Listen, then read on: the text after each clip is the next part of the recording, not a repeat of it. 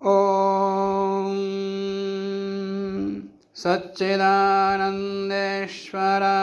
नमो नमः।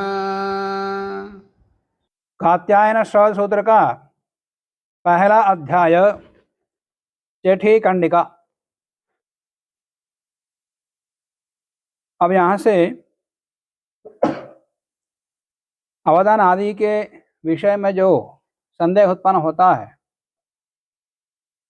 उसके समाधान के लिए विचार कर रहे हैं। अवदानान्तरम अवत्तस्य होमार्थम जुह्वां गृहीतस्य हविषः केनचित् कारणेन नाशे सति पुनः हविरन्तरम् उत्पाद्य एव यागः अवशिष्टस्य हविषः त्यागः कर्तव्यः। पूर्णाश में से या चरु में से याग के लिए हमने जुहू में निर्वाप कर दिया हवि को, तो अवदानानंतरम अवत्तस्य होमार्थम अवदान के बाद गृहीत वह हवि जुहुआम गृहीतस्य हविषः जुहू में गृहीत हवि केनचित् कारणेन किसी कारण से हाथ कांपा या कुछ हो गया, नीचे गिर गया, कुछ हो गया, तो हविषः केनचित् प्रकारेण केनचित् कारणेन नाशे सति वो नष्ट हो गया, नीचे गिर गया, वो फिर हवि के योग्य नहीं रहा। तो कारणेन केनचित् कारणेन नाशे सति पुनः हविरंतरम उत्पाद्य एव यागः, फिर दूसरा पूर्णाश बनाओ, फिर उसके बाद याग करो। दूसरा पूर्णाश बना करके जो हवि वहां बचा हुआ पूर्णाश उसको छोड़ दो, त्याग दो, एक पक्ष ऐसा करें।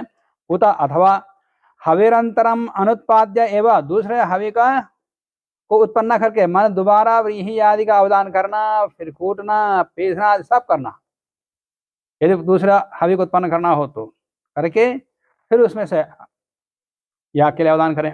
अथवा दूसरे हवि ना बना करके अवशिष्टादेव हविषः जो बचा हुआ हवि है, वहाँ बचा हुआ हवि है ना, उसी में से पुनः अवदाय दोबारा हवि ग्रहण करके यागः क्रियताम, या करें। इन दोनों पक्षों में से कौन सा करें? संशय उत्पन्न, समझ गए ना? इति संशय, इस प्रकार संदेह उत्पन्न होने पर सिद्धांतेन उपक्रमते, सिद्धांत से ही प्रारंभ हो रहा है। यहाँ पूर्व पक्षी पहले नहीं बोल रहा है, सिद्धांत ही बोल रहा है। अवत्तनाशे अन्यत, अवत्त का नाश होने पर, गृहीत हवि का नाश होने पर अन्यत माने दूसरा ही हवि का निर्माण करो, माने दोबारा शघट में से हवि का निर्वाह करो, फिर कुटन करो, फिर शुद्धिकरण पूराश बनाने की पूरी प्रक्रिया पूरी करनी चाहिए। गुणानुग्रहात, क्यों? याग के लिए गुण का अनुग्रह किया हुआ है, गुण का विधान किया, माने संस्कारों से संस्कारित जो द्रव्य है वही होता है। गुणानुग्रहात, गुण से अनुग्रहित, संस्कारों से संस्कृत द्रव्य ही याग के योग्य होता है। ठीक है, अब इसका अर्थ करते हैं। होमार्थम गृहीतस्य द्यवदान मात्रस्य हविषः नाशे, होम के लिए गृहीत, अब होम के लिए पूर्णाश में से कौन से भाग से लेते हो? प्रधान याग के लिए, प्रधान याग के लिए पूर्णाश में से लेना का मतलब प्रधान याग के लिए ही लेते, अनुयाज के लिए तो घी करते, मध्य पूर्व से, और प्रयाज के लिए हाँ मध्य पूर्व से, मध्य से मध्यात पूर्वाच लिया जाता है, मध्य भाग से पूर्व भाग से, मध्य मतलब ऊपर के भाग से, फिर पूर्व भाग से अंगुष्ठ परमात्र में दो अवदान। पहले एक अवदान होता है घी का उपस्तरण, फिर द्यवदान हवि द्रव्य का हो गया, फिर उसके बाद अभिघार होता है, फिर प्रत्याभिघार होता है। तो इस पर चार अवदान हुए, एक उपस्तरण, द्यवदान, फिर अभिघार, तो चार अवदान हुए। अब वो गिर गया या कुछ और कुछ हो गया, छींक मार दिया, वो छींक गया, उसको गिर गया, कुछ भी कारण हो सकता है, तो वो नष्ट हो गए, फिर क्या करें? तो कहते हैं तो होमार्थम गृहीतस्य द्यवदान मात्रस्य हविषः नाशे, हवि के नाश होने पर हविरंतरम में उत्पादन, दूसरा हवि बनाओ, दूसरा प्रकाश बनाओ, उसमें से नहीं लेना दोबारा, कुतः, क्यों? गुणानुग्रहात्। अब गुणानुग्रह का अर्थ क्या करते हैं ये? तदानीम एवं गुणानाम अनुग्रह कृतो भवति, मतलब दूसरा हावी बना करके फिर प्रधान याग करोगे तब तो गुणानुग्रह होता, नहीं तो नहीं होता। अन्यथा गुणहीन याग कृत स्यात्, नहीं तो गुणहीन याग करना होगा। तो गुणहीन संस्कार असंस्कारित याग करना उचित नहीं है। और उसको अपने शब्दों में अलग ढंग से व्याख्यान कर रहे हैं। प्रोक्षणावघातादयः ये संस्काराः ते अवदानार्थम व्यवहृता है। हवि का प्रोक्षण किया, फिर अवघात किया इत्यादि जो भी संस्कार किया पुराण बनाने के लिए, ये सारे संस्कारों से अवदान के लिए तो किया है, और वो अवदान नष्ट हो गया। अवदान कृते तेन एव सहागता, अवदान करने पर उस अवदान के साथ में सारे संस्कार आ जाते। अतद विनाशे च, और अवत हवि द्रव्य के नष्ट होने पर विनष्टा एव, संस्कार भी नष्ट हो जाते।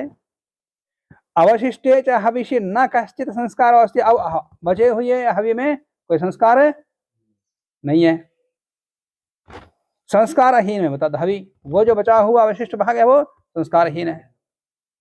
ठीक है, ठीक है।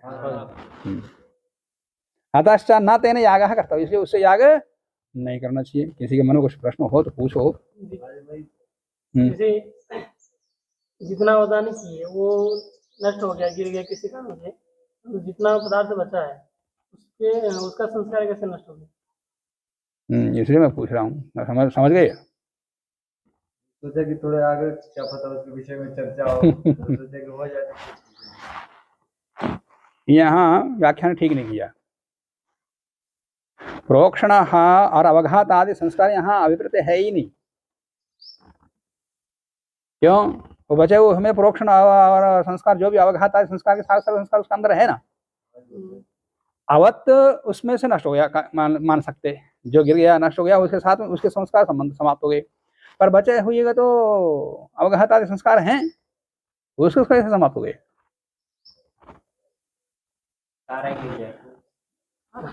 यहाँ प्रश्न उठ रहा है अवत गृहित जुहू में गृहित हवि के नष्ट होने पर, इतना ही। कारगृहित तो फिर तो कोई प्रश्न ही नहीं है, फिर पूरा ग्रहण को फिर बनाओ, वो तो करना ही होगा। परंतु मध्य भाग से पूर्व भाग से द्विरावदान हो गया, वो जुहू में ग्रहण कर लिया, वो द्विरावदान नष्ट हो गया, तो दोबारा उसी में से द्विरावदान करना है, अन्यथा दूसरे पुराश को बनाना। ये दो पक्ष है। यहाँ पर गुणानुग्रह का तात्पर्य मध्यात् पूर्वार्धाच, मध्यात् पूर्वार्धाच अवगृह्णीयात्, या क्या बोला? अवदान करना चाहिए, लिखा है। तो अवदान जो विधान किया है मध्य भाग से पूर्व भाग से, मध्य भाग पूर्व भाग नष्ट हो गया उसका, दोबारा ग्रहण करोगे सकल पूर्णाश में से जो मध्य भाग, सकल पूर्णाश का जो मध्य भाग, वो विधान किया ना, विकल्प नहीं किया ना, अब विकल्प हो गया, वो विकल्प का विधान तो किया नहीं एक। और दूसरा, एक बार गृहित हो गया मध्य भाग पूर्वार्ध भाग, फिर उसके बाद अग्निशोमी करते, फिर मध्य भाग पूर्वार्ध करते हो, फिर बचा हुआ या तो शिष्टकृत के लिए या ईड़ा भक्षण के लिए, फिर याग के लिए नहीं है ना वो, तो वो विकल हो गया, वो मैंने प्रधान योग्य नहीं रहा। वो प्रधान याग के लिए तो मध्य भाग और पूर्वार्ध भाग गया, वो वहां नष्ट हो गया। ये गुण होना चाहिए, ये संस्कार होना चाहिए, न कि अवघात आदि संस्कार या प्रोक्षण आदि संस्कार।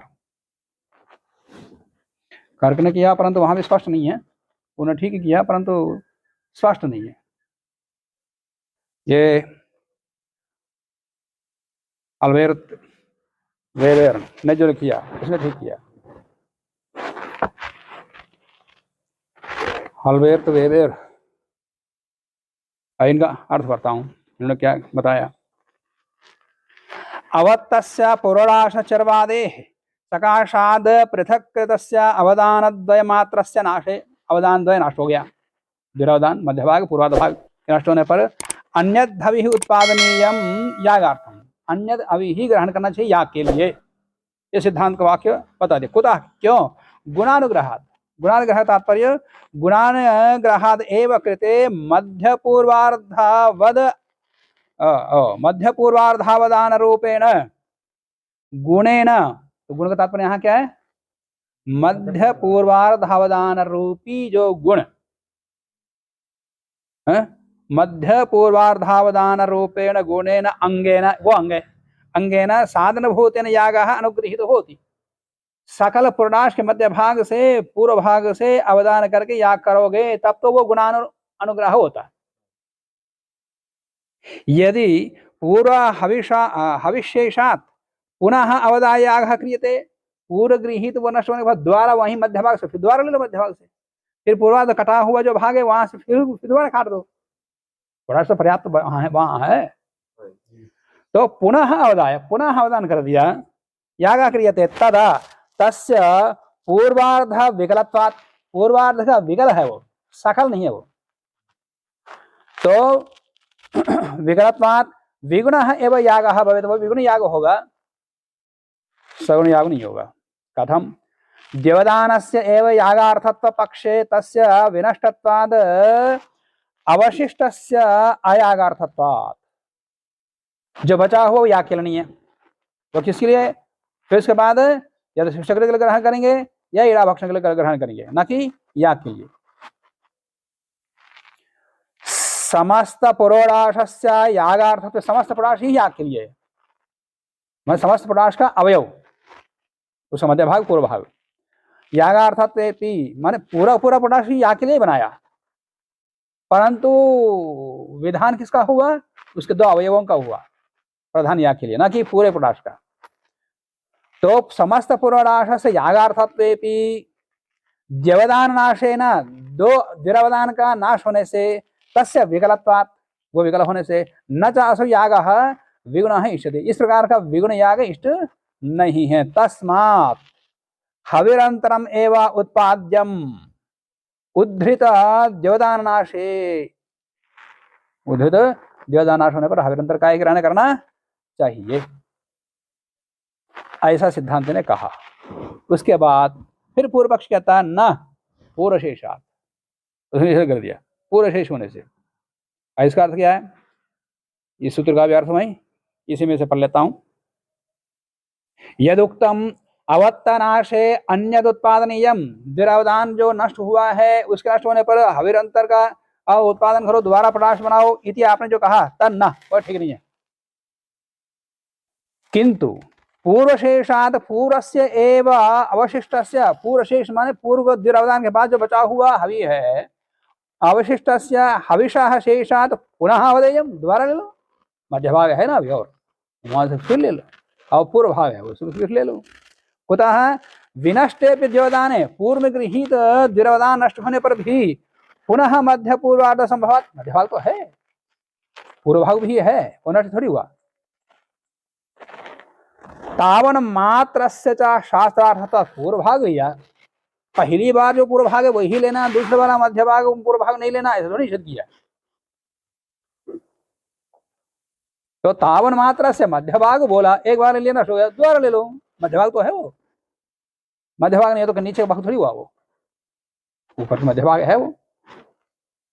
तो तावन मात्र से शास्त्रार्थत्वात्, शास्त्रार्थ माने शास्त्र के चरितार्थ के लिए होने से, पुरोडाशस्य यौ मध्य पूर्वार्धावयवौ, पुरोडाश का जो मध्य पूर्वार्धावयव है, तद अपादानकम तद अवयवभूतम अवदानद्वयम याग साधनम, वही याग साधन है। नष्टे च मध्य पूर्वार्धावयविनी, पूर्व सकल रूप पुरोडाशे, पूर्व जो सकल पुरोडाश है, यो मध्यावयव पूर्वार्धावयवश्च अवदानापादान अपादान भूतः स एव अवदानापेक्षावयवी, तस्मात् तस्मिन् अवदान उद्धरणेन विनष्टेपि, अवदान का उद्धरण का विनष्ट होने पर भी मध्यांतरस्य पूर्वार्धांतरस्य, मध्यांतर अपूर्वार्धांतर च अवदानद्वयोपलक्षणत्वेन, वो भी अवदान द्विरावदान है, वो भी तो द्विरावदान होने से विद्यमानत्वात् माने वहां मध्यभाग पूर्वार्धभाग अवयव विद्यमान होने कारण से ततः एवं पुनः अवधेय, वहीं से पुनः अवदान करना चाहिए, न तो कृष्णस्य मध्य पूर्वार्धे अवधेयम। ये बता दिया।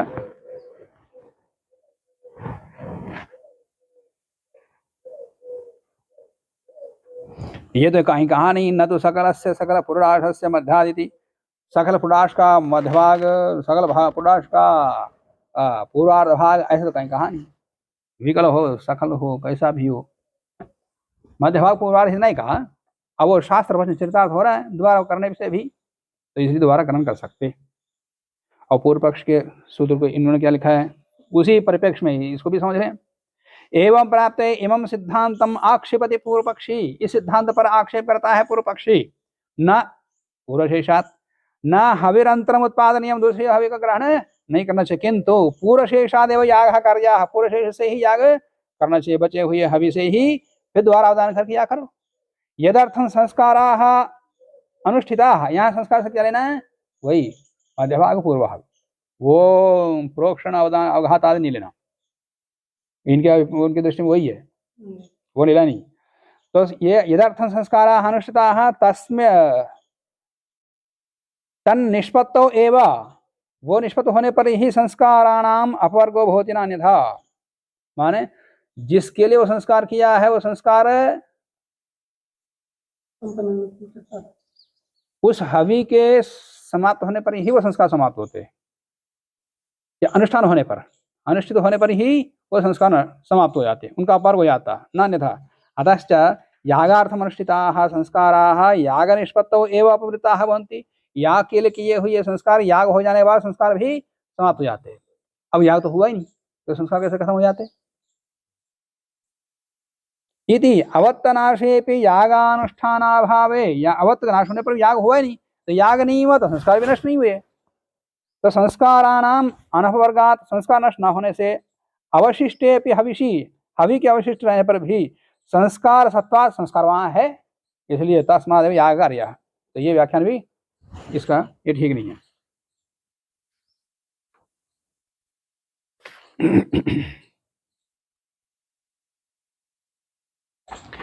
युक्त्यंतरमाह, पूर्व पक्षी दूसरा युक्ति भी कह रहा है, आचोदितत्वात्, आचोदितत्वाच्च, कहीं भी ऐसा विधान नहीं है कि दुर्योधन का नाश होने पर दूसरा हवि बनाओ, ऐसा विधान है क्या, नहीं है। फिर क्यों कहते हो, अवत्तस्य हविषः नाशे हविरंतरम उत्पादनीयम इति एवं विधस्य विधेः अभावात्, इस प्रकार विधान का अभाव होने से, विधान न होने से पूर्वशेषादेव हविषः यागः कार्यः, पूर्व अवशिष्ट भाग से ही मध्य भाग से और पूर्व भाग से दोबारा ग्रहण करो, फिर करो याग। किंच, और एक युक्ति दे रहा पूर्व पक्षी, शिष्टकृत वद आन पूर्व योगात, शिष्टकृत वध है वो, माने जो बचा हुआ है वो शिष्टकृत वाला है ना, शिष्टकृत वध आनपूर्व योगात, क्रम के योग से, आनपूर्व क्रम से के योग से वो शिष्टकृत वाला है, माने उससे प्रधान याग कर दो, फिर बचा हुआ शिष्टकृत याग होगा, तो शिष्टकृत के वाला हो जाता है। अब याग किया नहीं, शिष्टकृत वाला कैसा होगा फिर वो, दूसरा हवि बनाओ, फिर उसे करो, फिर बचा हुआ वो शिष्टकृत वाला हो जाएगा। तो ऐसे आक्षेप कर रहा है। एवं कृते, एवं इस प्रकार करने पर ही, माने उसी में से दोबारा ग्रहण करने पर ही हवि ही शिष्टकृत विशिष्टम भवति, शिष्टकृत विशिष्ट मतलब शिष्टकृत वाला हो जाता है वो। शिष्टकृत किसको बोलते हैं,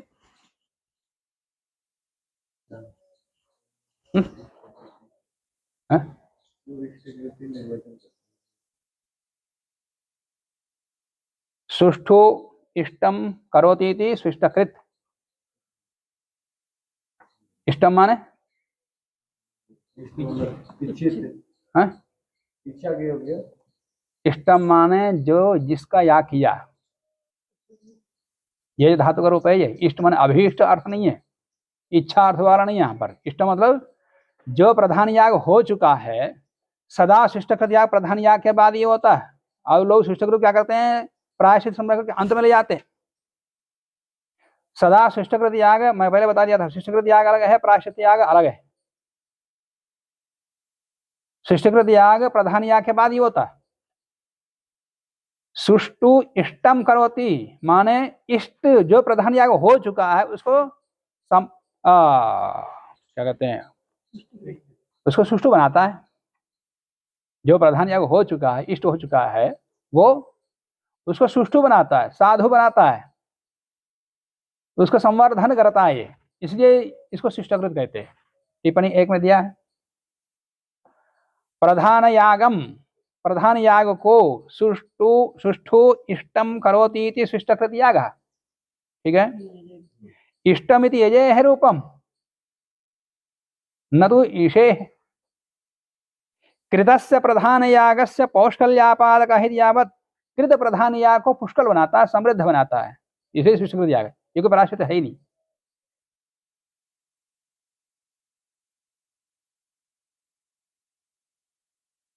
हाँ। तो एवं कृते शिष्टकृत वध हो जाता है, माने प्रधान याग के बाद अब वो शिष्टकृत वाला हो जाएगा, माने शिष्टकृत देने उसमें से दे सकते। कुतः अनुपूर्व योगात् प्रधान याग शिष्टकृत यागयोः परस्परम संबंध लाभादित्यर्थ, माने प्रधान याग होने के बाद शिष्टकृत का क्रम आ जाता है, अब वो शिष्टकृत का संबंध वाला हो जाता है, बचा हुआ अभी। और साथ में ये भी रखो, जिस द्रव्य से प्रधान याग किया उसी द्रव्य से शिष्टकृत करना चाहिए, अनाघानी मिठाई। हाँ, इसका मतलब लोग स्वीट लेते, शिष्टकृत में स्वीट ले लेते, मीठा। अभी ना मीठा का शिष्टकृत में, अरे मीठा नहीं है, गुड़ नहीं है, कुछ नहीं तो चीनी ले आओ, गुल्ला कुछ लाओ। अभी ना मिठाई के लोगों को मन ही नहीं लगता, मन शिष्टकृत दे नहीं पाते। तो प्रधान याग जिस द्रव्य से किया है उसी द्रव्य से शिष्टकृत देना चाहिए। और समझ लिखा भी है, आज जैसे देना चाहिए, आज जैसे प्रधान याग किया, आज जैसे ही शिष्टकृत कर दे दो। वो स्मार्थ में ये तो ये नियम श्रौत कर्म के लिए, जिस द्रव्य से प्रधान याग किया उसी द्रव्य से शिष्टकृत करना चाहिए। स्मार्थ में बदल जाता है। द्रव्यांतर गृहस्थ आदि में द्रव्यांतर प्रधान किया है, वो चरु आदि का किया है। चरु मतलब चावल केवल, ना कोई मिठाई।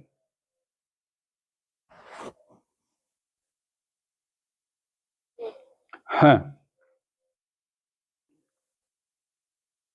प्रधान याग शिष्टकृत यागयोः परस्परम संबंध लाभादित्यर्थः। यस्मात् हविषः प्रधान यागार्थम अवदान कृतम, जिस हविषे प्रधान याग किया है, ग्रहण किया है, ततः एव उसी से ही शिष्टकृत यागार्थम अवदानम कार्यम, उसी से ही प्रधान याग करना चाहिए। और प्रधान याग के लिए हमने हवि ग्रहण कर लिया, अब वो करना हुआ नहीं, गिर गया, कुछ हो गया, अब वो शिष्टकृत याग नहीं है। प्रधान याग करोगे तब तो वो शिष्टकृत वाला हो जाएगा, तो शिष्टकृत वाला नहीं हो पाएगा, ऐसा आक्षेप कर रहा है वो पूर्व पक्षी।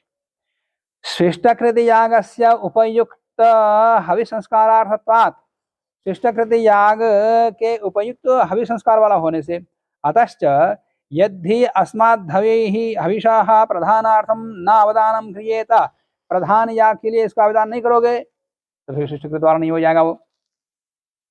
तर्हि शिष्टकृतार्थम अपि अवदानम न अस्माद् भवितुमर्हति, फिर इससे शिष्टकृत के लिए भी नहीं होगा, नहीं होगा तो निकाल दो ना पूरा, नहीं कर लेंगे, वो हटाना नहीं, उसको रखो, फिर दोबारा ग्रहण कर लो, फिर शिष्टकृत वाला हो जाएगा, ऐसे समझ कर रहा हो। न अस्माद् भवितुमर्हति इति सर्वथा हविषः व्यर्थमेव स्यात्, नहीं तो अब शिष्टकृत वाला भी नहीं है, प्रधान याग भी नहीं है, फिर पूरा ही अभी व्यर्थ हो जाएगा, शायद इति भाव, ऐसा आक्षेप किया उसने। इमम आक्षेपम परिहरते सिद्धांति, सिद्धांति इसका समाधान देता है, गुणहानौ तु शेष भावात्, ना का अध्याय कर लेंगे, न गुणहानौ शेष भावात्। तू शब्द पक्षम, पूर्व पक्षम व्यावर्तित, पूर्व पक्ष को तू शब्द ने हटा दिया, नहीं ये तुम्हारा पक्ष ठीक नहीं है। ना इति अध्याय सूत्र का अर्थ करने में ना का अध्याय कर लेंगे। गुणहानौ सत्याम, गुणहानि के होने पर, कौन सा गुण हानि होने पर, मध्य भाग पूर्वार्ध भाग, इनका नष्ट होने पर। अब उसमें मध्य भाग तो चला गया और पूर्वार्ध भाग चला गया, अब वो विकल हो गया, सकल नहीं रहा, संपूर्ण अवयव वाला नहीं रहा वो। गुणहानौ सत्याम न पूर्वस्माद् हविषः अवदानम कार्यम, पूर्व हवि से अवदान नहीं करना चाहिए। कुतः, क्यों? शेष भावात, शेष भाव होने से माने वो अवशिष्ट है, बचा हुआ है कि नहीं? अवदान होने बचा हुआ शेष भाव है ना, उसके अंदर शेष भाव आ गया। पूर्व भाव सकल भाव नहीं रहा, विकल भाव आ गया, माने कुछ अवयव रहित हो गया। वो विकल मतलब कुछ अवयव निकल गए, कुछ कला रहित हो गया तो विकल विकल बोलते हैं। तो संपूर्ण में से कुछ निकल गया तो वो विकल हो गया, उसको शेष भाव कह रहे हैं। शेष भाव, और शेष भाव शिष्टकृत के लिए होगा या तेड़ाभक्षण के लिए होगा? प्रधान याग नहीं हो सकता। प्रधान याग एक ही बार, प्रधान याग एक ही बार ग्रहण किया जाता है। शेष भावात माने संस्काराणाम अवदानत्वाद एव इत्यर्थ। संस्कार तो अवदान के लिए ही है। शेष भावात का तात्पर्य वही है, बचा हुआ, ये नहीं संस्काराणाम अवदानात्, ये अर्थ नहीं लेना। शेष भाव अब बचा हुआ है, वो अब बचा हुआ शिष्टकृत के लिए हो सकता है, नहीं तो क्रीड़ाभक्षण आदि के लिए हो सकता है, न कि प्रधान याग के लिए। शेष भावात तो व्यक्ति होगा, प्रधान याग तो हुआ नहीं, तो शिष्ट व्यक्ति जाएगा। अब बेकार है, निकाल दो, फिर दोबारा बनाओ। ये कह रहे सिद्धांति। संस्काराणाम हविष्ट संपादनार्थत्वाद अवदीयमानस्य एव हविष्ट्वाच्च तन्नाशे संस्काराणाम नष्टत्वादेव न पूर्वस्माद् धविषः अवदानम् इति भावः। फिर वही संस्कार से वही संस्कार ले रहे हैं जो प्रोक्षण आदि अवघात आदि हैं, वो लेना ही नहीं। यहाँ पूर्व भाग मध्य भाग न के नष्ट होने पर अब पूर्वार्ध भाग ही मध्य भाग से ही याग करने विधान है। अब मध्य भाग है ही नहीं, अपूर्वार्ध भाग है ही नहीं। अब इसका तात्पर्य सकल में से ही लेना, विकल में से नहीं लेना। तो शेष भाव हो गया, अशेष भाव हो गया। तात्पर्य अब अवशिष्ट बचा हुआ या तो शिष्टकृत के लिए होगा, शिष्टकृत ग्रहण कर सकते हैं, ना तो क्रीड़ाभक्षण के लिए ग्रहण कर सकते हैं, ना कि प्रधान याग के लिए। शेष भाव मतलब ये पूरा ही ठीक नहीं है।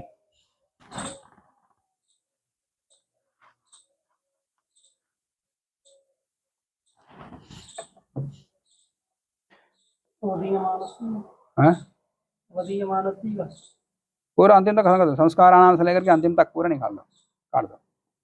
ऐसे ही पहले वाले सूत्र का दूसरे सूत्र का व्याख्यान भी इनका ठीक नहीं है। तो शेष भाव का तात्पर्य क्या है? तो अवशिष्ट हो गया। अवशिष्ट शिष्टकृत योग्य हो सकता है, क्रीड़ाभक्षण के लिए योग्य हो सकता है, न कि प्रधान याग के लिए। अप्रधान योग की योग्यता ही नहीं, उसमें अर्हता ही नहीं है, तो फिर क्रीड़ाभक्षण आदि कैसे करते? तो प्रधान याग संपन्न हुआ ही नहीं, संपन्न ही नहीं हुआ तो फिर ना तो शिष्टकृत होगा उसमें से, ना क्रीड़ाभक्षण होगा। इसको पूरा ही निकाल दो, और निकाल करके फिर दोबारा करके। इसलिए सावधानी से करना। उधर आते समय, चलते समय हाथ कंपाते हुए या अन्य कुछ कारणों से अभी को नष्ट नहीं करना, नहीं तो फिर पुराण बनाने कितना समय लगता है।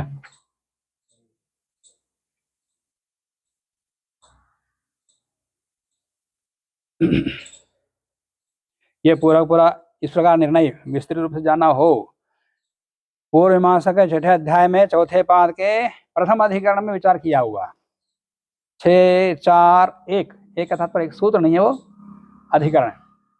एक अधिकरण में अनेकों सूत्र होते हैं। तो 6-4-1 मतलब पहला अधिकरण, पहले अधिकरण में इसका विचार किया हुआ है। उसके बाद दूसरा विषय, बस वहां के सार को यहाँ बता रहे हैं, थोड़ा जो आवश्यक है। मीमांसा का प्रवेश हो रहा है, मीमांसा का परिचय है। न देवताग्नि शब्द क्रिया परार्थत्वात्। आगे भी बता रहे हैं, देवता का, अग्नियों का, शब्दों का, क्रियाओं का प्रतिनिधि नहीं हो सकती है। क्यों? परार्थत्वात्, परार्थ होने से।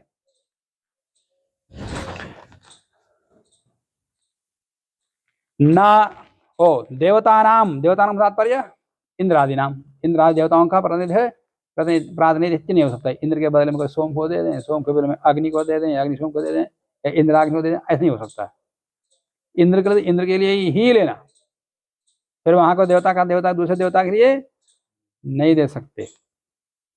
तो देवता नाम मतलब इंद्रादि नाम, अग्नि नाम, सूत्र में एक एक शब्द है, एक एक शब्द का अर्थ बता रहे हैं। सूत्र में देवता, देवता तात्पर्य इंद्रादि, अग्नि का तात्पर्य अग्नि देवता नहीं, अग्नि मतलब ये गारहपत्य आदि, आह्वनी आदि का हो, ये आह्वनी, ये गारहपत्य, दक्षिणाग्नि, ये इनका प्रतिनिधि भी नहीं हो सकता है। मैंने आह्वनी नष्ट हो गया, कुछ हो गया, हाँ दूसरा कोई लौकिक अग्नि लेके आओ उसमें कर दो, ऐसा नहीं होता। फिर दूसरी स्थापित करो। ये निरुक्त में जो कहता है कि वो किसी और देवता के उद्देश्य से हवि उठाता है, उसको हाँ, भी देता है। वो अलग प्रसंग है। अग्नि नाम आह्वनी आदि नाम शब्दानाम, शब्दाना तात्पर्य मंत्राणाम, शब्दानाम मतलब मंत्र, मंत्रों के शब्द। एक मंत्र नहीं है तो दूसरे मंत्र याद नहीं आया, कुछ हो गया, और दूसरे मंत्र बोल दो, जो याद आए उसी से कर दो। ये ऐसा नहीं होता, जिस मंत्र से आहुति देने का विधान है उसी मंत्र से करना। तो मंत्रों का भी प्रतिनिधि नहीं होता। शब्दानाम मंत्राणाम और इहेत्वादीनाम, इहेत्वादि मंत्रों का, वहां उनका भी प्रतिनिधि होता है, एक मंत्र के सामने दूसरा मंत्र है। क्रियानाम माने प्रोक्षणावघात आदि, प्रोक्षण अवघात प्रयाजादि नाम विस्मरणादौ, वो क्रियाएं भूल गया या मंत्र भूल गया, कुछ हो गया तो अब दूसरी क्रिया कर लेंगे, ऐसा नहीं होता, उनका भी प्रतिनिधि नहीं है। तो इत्यादि देवता अग्नि शब्द क्रिया इनका होने पर प्रतिनिधि न होती, प्रतिनिधि इनकी नहीं होती है। कुतः क्यों? परार्थत्वात्, ये परार्थ है, परार्थ तात्पर्य अदृष्टार्थत्वाद इत्यर्थ, ये अदृष्ट के लिए है। हाँ, कुछ क्रियाएं ऐसी होती हैं दृष्टार्थ और कुछ क्रिया होती हैं अदृष्ट। जैसे व्रीहि आदि का अवघात करते हो, किसी करते हो अवघात है, छिलका निकल जाए, तो पीसते हो किस लिए? जैसे पुड़ाश बनाने का आटा बन जाए, तो ये सब दृष्ट प्रयोग है ना। तो इसमें देवता है, अग्नि है, मंत्र है, क्रिया, क्रिया का तात्पर्य जो अदृष्टार्थ क्रिया है। अदृष्टार्थ क्रिया मतलब अनुयाज क्यों किया, प्रयाज, प्रयाज क्यों किया? प्रधान याग तो आग्नेय और अग्निशोमी का जो करते हो वही प्रधान याग है, उससे पहले पंचप्रयाज किया, उसका प्रधान क्या है? अदृष्ट। अदृष्ट नहीं होता, सब दृष्टि होते हैं, स्थूल रूप से कहा जाता है। स्थूल रूप से प्रयोजन, कुछ क्रियाओं का प्रयोजन दिखता वहां पर, और कुछ का स्थूल दृष्टि से प्रयोजन नहीं दिखता, उनको अदृष्ट मान लेते हैं। यद्यपि यज्ञ अध्यात्म है, ब्राह्मण ग्रंथों में उसका निरूपण है। सूक्ष्मता से विचार करने पर हर एक क्रिया का कोई ना कोई उद्देश्य है, और जब इनको उद्देश्य दिखता नहीं है स्थूल दृष्टि से, बस अदृष्ट मान लेते हैं। अदृष्ट मतलब कोई प्रयोजन है, कुछ उत्पन्न होगा।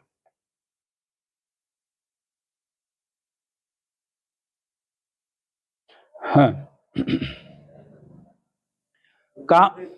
इस दृष्टि से जो प्रतिनिधि होता है वो तो केवल द्रव्य का होगा, द्रव्य का केवल। अब उसी के विचार जला किसका प्रतिनिधि हो सकता है, किसका नहीं हो सकता है, अब उसी का निर्णय होगा अब आगे। यह मीमांसा छठा अध्याय में पूरा। कामम देवताम, यहाँ ना की अनुमति आएगी। देवतादीनाम अप्रतिनिधेयत्वस्य दृढ़ीकरणार्थमिदं सूत्रम, माने देवता अग्नि शब्द क्रिया आदियों की प्रतिनिधि नहीं हो सकती है, इसके दृढ़ के लिए, दृढ़ता के लिए ही, स्थापित सिद्धांत की दृढ़ता के लिए ही कामम देवताम, इस प्रकार का सूत्र है। प्रतिनिध्यात इति शेषः, माने प्रतिनिधान करें, मतलब प्रतिनिधान ना करें, ना का भी ना की अनुमति आती है, प्रतिनिधि का ना करें, ना प्रतिनिध्यात अर्थ, प्रतिनिधि का अध्याय कर लिया, ना की अनुमति आ रही है।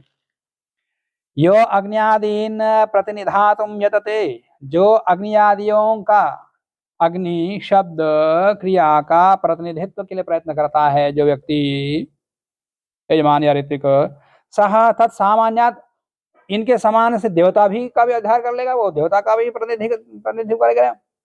देवता में प्रतिनिध्यात एवं तत्तो न कदापि युज्यते, वो कभी ठीक नहीं है। देवता का प्रतिनिधित्व किसी भी स्थिति में स्वीकार नहीं है, और देवता का स्वीकार नहीं है तो फिर अग्नि आदियों का भी स्वीकार नहीं है। यत्र त्यज्यमान द्रव्योद्देश्येन अग्न्यादि विधिना बोधितः, जहां पर त्यज्यमान द्रव्यादि के उद्देश्य से माने त्याग करने योग्य जो द्रव्य, उस द्रव्य के उद्देश्य से अग्न्यादि देवताओं का विधान किया है।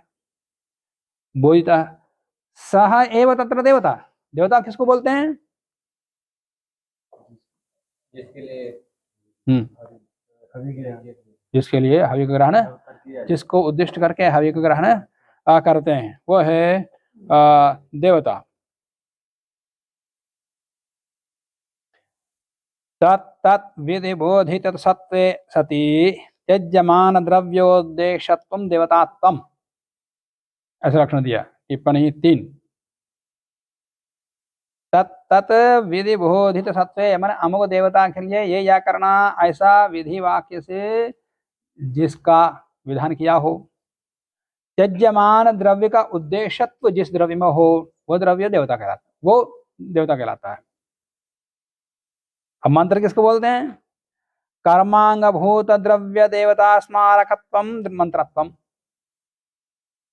मंत्र का लक्षण दिया, कर्म का अंग होना चाहिए और द्रव्य और देवता को स्मरण कराने वाला होना चाहिए।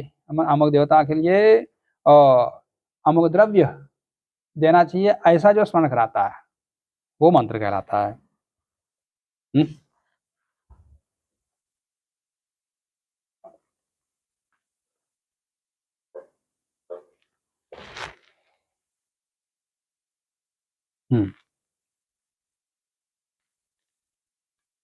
ये अग्नि आदियों का प्रतिनिधि नहीं होता है। ये छठे अध्याय का, मीमांसा के छठे अध्याय के तीसरे पाद में पंचमाधिकरण में है। टिप्पणी 7। एतच्च पूर्वमीमांसायां षष्ठे अध्याये तृतीय पादे पंचमाधिकरण विचारितम्। यो अग्न्यादीन अथो यो गया। यत्र त्यज्यमान द्रव्योद्देश्येन अग्न्यादिः विधिना बोधितः स एव तत्र देवता भवितुम् अर्हति। अन्यस्य अविहितत्वादेव, जब प्रतिनिधि के रूप में अन्य देवता को लेना चाहते हो उसका विधान तो कहीं है ही नहीं, तो विधान नाम से कैसे लेते? नहीं ले सकते। अन्यस्य अविहितत्वादेव न तत्र देवतात्म, उसमें देवतात्व ही नहीं रहेगा। मतलब उसी आज जो हवि ग्रहण किया है पहले से ही हम अग्नि के लिए या अग्निशोमी के लिए या अन्य देवताओं के लिए हवि ग्रहण करते समय ही देवता संकल्प लेते हैं। अब प्रतिनिधि भूत जिसको लेना चाहते हैं प्रतिनिधि के रूप में देवता, उस उद्देश्य से हवि ग्रहण किया ही नहीं शुरुआत से लेकर के। हवि के प्रोक्षण से लेकर के पुरुष बनाने तक उस देवता का स्मरण ही नहीं किया कहीं, तो वो देवता का, उस द्रव्य का देवता वो कैसे हो जाएगा? हो ही नहीं सकता। अन्यस्य अविहितत्वादेव न तत्र देवतात्वम्, उस हवि के लिए तो देवता है ही नहीं। अतश्च तदुद्देश्येन त्यागे कृते अपि, उसके उद्देश्य से त्याग करने पर भी अग्नि देवता के ले लिया, मान लिया इंद्र के लिए दे दिया, तो इंद्र के उद्देश्य त्याग करने पर भी उसको देवता तो नहीं रहेगा। क्यों? शुरुआत से लेकर प्रारंभ से लेकर के अग्नि के उद्देश्य से ही प्रोक्षण आदि किया, उसी में देवता उस द्रव्य का, उस हवि का, न कि अन्य देवता के लिए।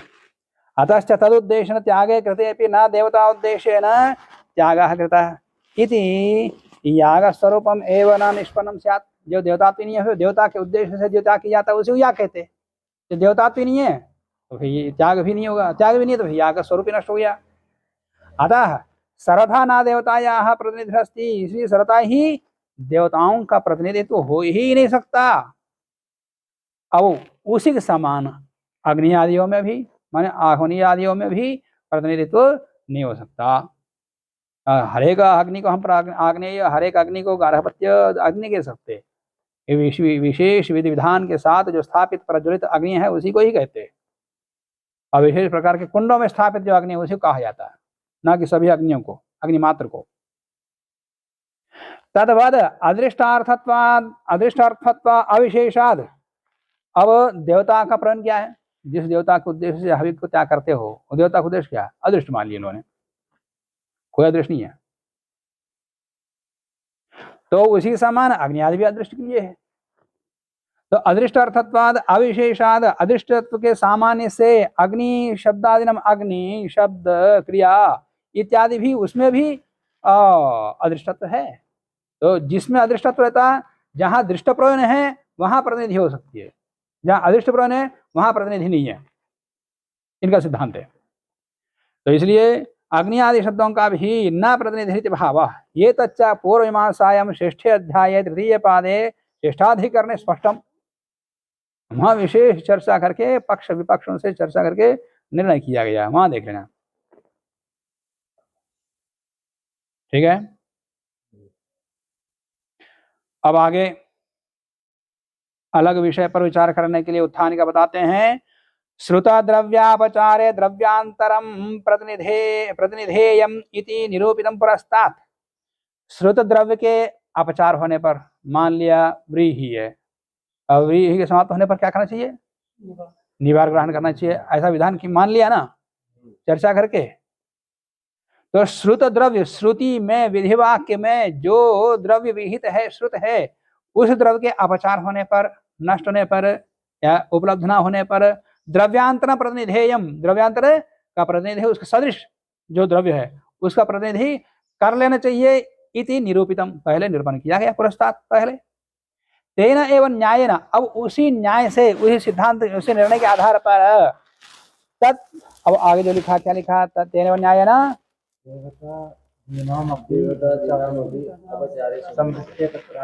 हाँ इतना काट दो।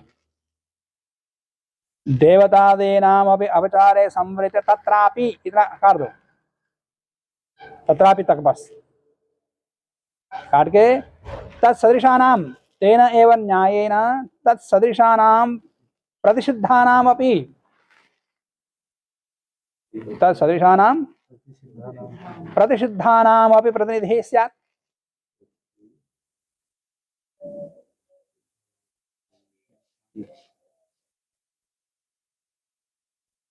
ठीक है, अब व्रीहि के नष्ट होने पर निवार ग्रहण करते हो, करना चाहिए ऐसा निर्णय हो गया।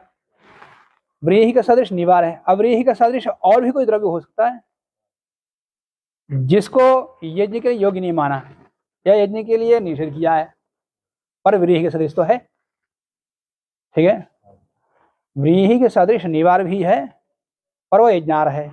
अब व्रीहि का सदृश और भी कोई द्रव्य हो सकता है जो यज्ञ के योग्य नहीं है या यज्ञों में वो उसका उस द्रव्य का निषेध किया हुआ है, तो तत्सादृश्य सामान्य से उसका भी ग्रहण प्राप्त है ना, जो प्रतिषिद्ध है। समझे? तत्सदृशानाम माने श्रुत द्रव्य के नष्ट होने पर तत्सदृशानाम, उसके सदृशों में निवार आदि आदि बहुत सारे हैं, उसमें प्रतिषिद्धा नाम अभी, जो यज्ञ के अयोग्य कह करके प्रतिषेध किया गया है, उन द्रव्यों का भी प्रतिनिधित्व प्राप्त होता है। जैसे निवार का प्राप्त हुआ था सादृश्य से, सादृश्य न्याय से प्रतिषिद्ध पदार्थों का भी प्रतिनिधित्व प्राप्त होता है। तत्सदृश है, बस हो गया, इतने मात्र ले रहा हो। तत्सदृश है, तत्सादृश उसका भी माने निवार भी नहीं मिला, फिर क्या करें?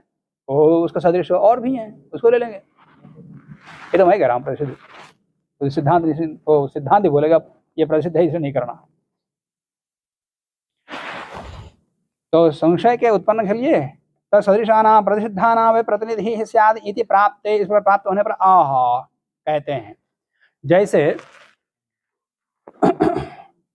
मौद्गे चरौ मुद्ग चरु, मुद्ग चरु मूंग की दाल का चरु, मुद्ग से चरु बनाना, ये विधान किया हुआ। मुद्ग चरु से या करना, अमुद्गा नाम अभावे, मुद्ग नहीं मिला या जो गृहीत हो नष्ट हो गया, फिर क्या करें? तद सादृश्यात, सादृश्य से माशाह प्राप्त होती।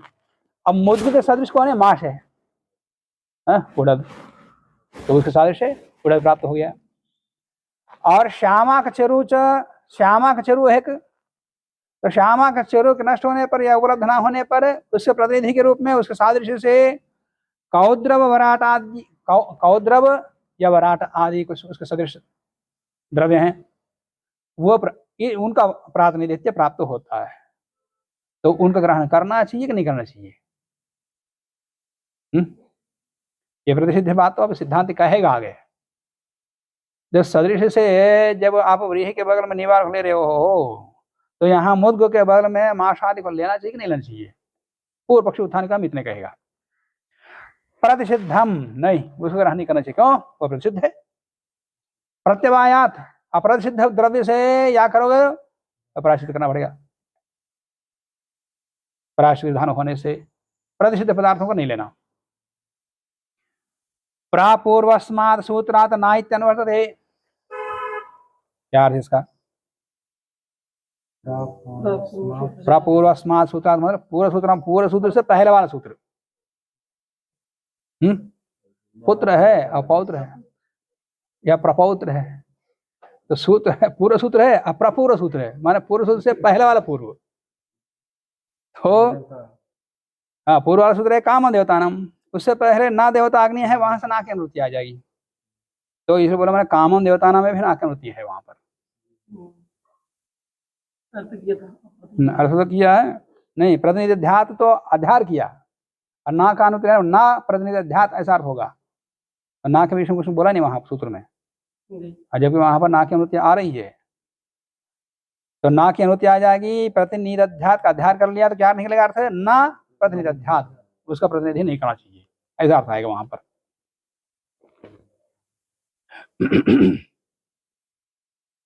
आगे प्रापूर्वस्मात् सूत्रात् नाइत्यन्वर्तते विहितस्य द्रव्यस्य अलाभे, विहित द्रव्य के प्राप्त न होने पर निषिद्धो माशादिर न प्रतिनिधेयः, निषिद्ध माशादि का प्रतिनिधित्व नहीं होना चाहिए, उनका प्रतिनिधि के रूप में ग्रहण नहीं करना चाहिए। खुदा क्यों? प्रत्यवायात, उसका प्रायश्चित का विधान होने से। अयज्ञियाः उ वै कोद्रव वराटाः अयज्ञियाः वै माशाः, स्पष्टी का है। कोद्रव है, वराट है, ये अयज्ञीय है, यज्ञ के योग्य नहीं है। अयज्ञियाः वै माशाः, ये माश भी अयज्ञीय है।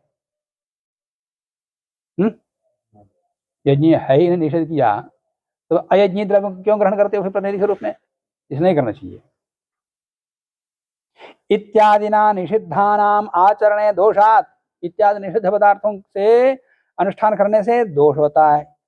एतत् जैमिनीय निर्णीतम, छठे अध्याय के तीसरे पाद में और छठे अधिकरण में इसका निरूपण किया गया है। तो जिसको अमेध्य, जिसको अयज्ञीय कहा है, उससे याग नहीं करना चाहिए, ये मीमांसा में निर्णय हुआ है, उसी को यहाँ सार रूप में बता दिया है। अब ये भी याद रख लेना इसको, जो लोग पशुया करते हैं, पशुओं को भी अमेध्य कहा है। अमेध्य मतलब अपवित्र है, यज्ञ के योग्य नहीं है। और जब पशुयाग का विषय मैं बताऊंगा तब बताऊंगा। ऐतरेय ब्राह्मण आदि में विस्तृत रूप से अलंकार रूप से बता दिया, सामान्य से कथा बता देता हूँ। अलंकार कथा आख्यान के रूप में बता दिया ये यज्ञीय कैसे। सबसे पहले देवताओं ने यज्ञ शुरू किया, यज्ञ करना चाहा, तो यज्ञ के लिए यज्ञीय पदार्थ चाहिए ना, तो मेध्य पदार्थ को ढूंढने लगे। माने मेध जिसके अंदर हो, मेध यज्ञ का पर्यायवाची है।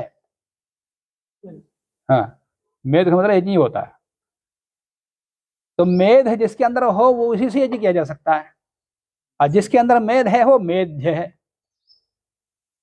जिस पदार्थ के अंदर मेध है, यज्ञीय तत्व है, उसी को ही मेध्य कहते हैं। मतलब यज्ञीय, मेध्य कहें यज्ञीय कहें, ये की बात। तो यज्ञीय पदार्थ खोजने लगे, तो सबसे पहले पुरुष को पकड़ लिया, ये पुरुष ठीक है, इससे यज्ञ कर लेंगे। तो मेध्य किसमें था? पुरुष में था, माने यज्ञ करने योग्य यह अर्हता पुरुष के अंदर था। तो देवताओं ने पुरुष को पकड़ लिया, अब जैसे उसके यज्ञ करना चाहा, उसमें से मेध भाग गया, मेध उसमें से भाग गया। अब भाग करके गौ में चला गया, अब गौ को पकड़ लिया, अब फिर उसमें से भाग गया, फिर उसमें से अश्व में चला गया, फिर अश्व को पकड़ लिया तो उसमें भाग गया। तो जिसको देवता लोग पकड़ रहे हैं उस यज्ञ करने के लिए, उसमें से मेध भाग रहा है। फिर वहां से चला गया, अंत में पृथ्वी में घुस जाता वो। अब पृथ्वी में घुस गया, फिर वो ढूंढते रहते पृथ्वी में कहाँ है वो। तो पृथ्वी में खोजने पर उनको व्रीहि ये वो मेध मिला, फिर अंत में फिर वहां से भाग नहीं पाया बेचारा वो। व्रीहि और यव में वो मेध्यत्व वहां मिल गया। इसका तात्पर्य क्या? वो सब अमेध्य हो गए ना, उनको याग नहीं करना चाहिए। ये लोग उसी से करते पशु याग में, उस पर पशुओं में मेध निकल गया, फिर पश्चात कैसे करोगे? पुरराशि पशु है, पुरराशि ही पशु है, स्पष्ट कहा है शब्दों में। अब मैं उन प्रमाणों को यहाँ प्रस्तुत नहीं कर रहा हूँ, जब वो पश्चात के विषय में बताऊंगा फिर बताऊंगा। तो ये एक आख्यान कहानी के रूप में समझाया। क्या समझाया? ये कोई भी 5 पशु हैं, 5 ग्राम्य पशु हैं, 5 ग्राम्य पशुओं से मेध्य निकल गया, मेध यज्ञ और यज्ञ की योग्यता निकल गई, तो यज्ञ का योग्य है ही नहीं। इसलिए पुरुष आदि का किसी का भी, चाहे पुरुषमेध करो, गोमेध करो, अश्वमेध करो या बकरी मेध करो, अजमेध करो, कुछ भी करो, किसी का हनन नहीं करना चाहिए, वो अयज्ञीय है। फिर अयज्ञ तो पश्चात कैसे करें? विधान तो है, पुराश ये पशु है, फिर पुराश में ही उसका त्वक, उसका रक्त, उसका मांस, उसका हृदय आदि पूरा निर्माण किया पुराश में अंदर, अलंकार उसने निरूपण किया। फिर उसका उससे करो, पशु को ग्रहण करते, पशु ग्रहण का युग में बांध कर पर्याग निकाल करके फिर पर्याग निकृतान पशुओं सृजंती, पर्याग किए हुए पशुओं को छोड़ देते। आज भी लोग पशु छोड़ दे देवी देवताओं के नाम से। जो लोग ग्राम्य देवताओं के नाम से ये लोग क्या करते हैं, बकरे को या सांड को छोड़ देते, फिर उसको ना कोई बांधता, ना उसका कोई मालिक नहीं रहेगा, ना कोई बांधता है, कोई खाता है तो हटाते नहीं, जो खा रहा है खाने दो, खा पीकर खूब हटा रहता हूँ। तो ग्राम्य देवताओं के नाम से आज भी गांव में छोड़ते, अब वो वहीं का विकार है। इन यज्ञों में देवताओं के नाम से पशु ग्रहण करके छोड़ देते हैं, फिर उस पशु कैसे करें? पुराश करें। यह देवता कहा पशु देवता कहा पुराशा, जिस देवता के नाम से, जिस देवता के उद्देश्य से पशु ग्रहण किया था, उसी देवता से पशु को पुराश ग्रहण करो, उसको पशु पुराश कहते हैं। तो उसमें बाद में बताऊंगा। यहाँ इतना ही कहना था कि अमेध्य होने से, क्या कहते हैं, अयज्ञीय होने से इनसे याग नहीं करना चाहिए कहा। तो पशु भी 5 ग्राम्य पशुओं में ही यज्ञीयता नहीं रही है, यज्ञ की अर्हता नहीं है, फिर आरण्य पशु में कहाँ रहता है? तो किसी पशु का, ना ग्राम्य पशु का, ना आरण्य पशु, किसी का भी हनन नहीं करना चाहिए। अज्ञानवश सब शास्त्र विरुद्ध कर्म करते हैं पशुयान, उसका विस्तृत प्रतिपादन हम बाद में करूंगा, मैं बाद में करूंगा। अब आगे यजमान का प्रतिनिधित्व होता कि नहीं होता, ये प्रश्न उठता है। अब मान लिया यज्ञ करते करते उसको बुखार आ गया और कुछ हो गया, और चला गया, उसी स्थान पर दूसरा बैठकर यज्ञ कर दें, पूरा कर लें। स्वामी फल योगात, ना की अनुमति वैसे ही आ रही ऊपर से, ना इति वर्तते। स्वामिनी मृते, यज्ञ करते करते बीच में मृत्यु हो गई, या कहीं जाना पड़ गया बीच में, पुरोषिते कार्यांतर व्यापृते, या कुछ किसी दूसरे कार्य में उनको लगना पड़ा यजमान को, तो तत्स्थाने, उस यजमान के स्थान पर अन्य प्रतिनिधि है, न कार्य, उसके स्थान पर अन्य कोई प्रतिनिधि नहीं हो सकता। खुदा है फल योगा, जो वहां बैठे करेगा, क्या करेगा, वही फल भोगेगा, उसको फल पाएगा। और उसके साथ दूसरा बिठा दे, उसी को मिलेगा, जो चला गया उसको नहीं मिलेगा। आजकल क्या करते लोग, मंदिरों में पैसे देते हैं, हमारे नाम से पूजा करो। अब वो कहीं रहता है, आजकल तो ऑनलाइन पैसा भेज देते हैं मंदिरों में। अब वो अपना ड्यूटी करता है, विदेशों में रहता है, पता नहीं कहाँ रहता है, अपना काम करता रहता है, और आप उसके नाम से यहाँ पर शतरुद्र याग चलता है, चंडी याग चलता है, पता नहीं क्या क्या चलता है किसी के नाम से। तो जो कर रहा है उसको मिलेगा, या उसको मिलेगा, जो कर रहा है उसको मिलेगा। मीमांसा में भी विचार आया वेदांत में, फिर वो जो पैसा दिया उसको दान का फल मिलेगा, याग का नहीं, याग का फल नहीं मिलेगा। याग के लिए जो दान दिया है वो दान का फल मिलेगा उसको, एक पवित्र कर्म के लिए उसने दान कर दिया, उसका फल मिलेगा, ना कि यज्ञ का फल मिलेगा। यज्ञ तो उसको मिलेगा जो कर रहा, बैठ कर दीक्षा लेकर कर रहा है। अब प्रायः क्या करते हैं, जो ब्राह्मण रहते के यजमान बन करके यज्ञ करते हैं, उनके पास इतना पैसा है नहीं, सोमयाग के लिए लाखों रुपए खर्च करें, तो खर्च को दूसरा करता कोई, वो यजमान बैठता है, तो फल किसको मिलेगा, यजमान को मिलेगा। जो पूरे याग के लिए खर्चा कर रहा है उसको दान का फल मिलेगा, याग का फल नहीं मिलेगा। ये मीमांसा में आया, यहाँ ये ना बता रहा हूँ। कुतः फलयोगात् पुरुषांतरेण क्रियमाणानां ब्रह्मचर्य द्रव्य त्यागादीनाम। और ब्रह्मचर्य का पालन करना है या व्रत का पालन करना है, बहुत सारे यजमान के दीक्षा के नियम है। और द्रव्य त्याग न ममा का कैसे त्याग करता रहता है। तो ये सारे क्रियाएं मृते, इसके मर जाने पर, पुरोषिते किसी दूसरे स्थान पर जाने पर, या कार्यांतर में व्यापृत होने पर, यजमान फल संपादन अयोगात, उसे फल की संपादन की योग्यता नहीं रहती, इसलिए उसका प्रतिनिधित्व नहीं होता। एतदपि जैमिनिना विचारितम, जैमिनी मुनि ने इस पर भी विशेष विचार वहां किया है, मंथन किया है। 6 अध्याय के 3 पाद में 7वें अधिकरण में किया है। ये अंतिम संख्या अधिकरण का दे रहे हैं, सूत्र का नहीं, क्योंकि एक अधिकरण में अनेक सूत्र होते हैं, पक्ष विपक्ष के सूत्र आते रहेंगे वहां। एवं सर्वत्र प्रतिनिध्य पावे, इस प्रकार से देवता में, अग्नि में, शब्द में, क्रिया में, यजमान में किसी में भी प्रतिनिधि नहीं है। ऐसा किसी में प्रतिनिधि नहीं है। ऐसा सिद्ध होने पर फिर कहते हैं गुणेश प्रतिनिधि, गुणों में प्रतिनिधि हो सकता है, परार्थत्वात्। गौणों में प्रतिनिधित्व हो सकता है, क्यों? गौण मुख्य के लिए होता है, परार्थत्वात् प्रधान के लिए होता है। जैसे पात्रासाधन, वेद बंधन, आज्ञावेक्षणादिषु यज्ञांगभूतेषु यजमान कर्तव्येषु पदार्थेषु यजमानस्य प्रतिनिधिर्भवति। इन क्रियाओं में यजमान का प्रतिनिधित्व होता है। जैसे पहले अज्ञानवाधान होता है, अज्ञानवाधान कौन करता है? यजमान व अध्वर्युर्वा, ऐसे 2 विकल्प हैं। तो उन लोगों यजमान करता है, तो यजमान नहीं कर रहा है, अध्वर्य को सौंप देता, तो नहीं करो, सारी आग नहीं करो, तो अग्नियाधान भी करो। तो यजमान व अध्वर्युर्वा विकल्प है।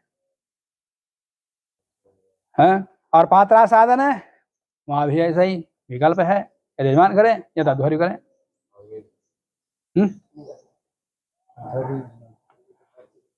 वहां देख लेना, पदार्थ चौथा तो अज्ञानवाधान है, और 14वां पात्रा साधन है। पात्रा साधन खोलो, 14वां पदार्थ,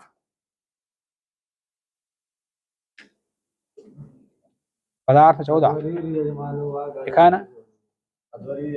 अध्वर्यु या यजमान है। अग्नि कहां से आया? सीधा करता है। पात्रा साधन तो मंत्र बोलता हुआ, प्रोक्षण करता हुआ, संस्कार अध्वर्यु करता है। अध्वर्यु करें या यजमान करें, विकल्प वहां पर। और वेद बंधन, यजमान करें या ब्रह्मा करें। वेद के बंधन मतलब जो दर्भमुष्टि है, एक बार मैंने दिखा दिया था वीडियो में भी। और आज्ञावेक्षण, आज्ञावेक्षण कौन करता है? यजमान पत्नी, वहां तो यजमान पत्नी ही करेगी, वहां कोई विकल्प नहीं है। और दोबारा उसके बाद फिर यजमान आज्ञावेक्षण करता, वहां पर विकल्प है, यजमान हो व अध्वर्युर्वा। वहां खोल दो, पदार्थ 58 देख लो प्रयोग में।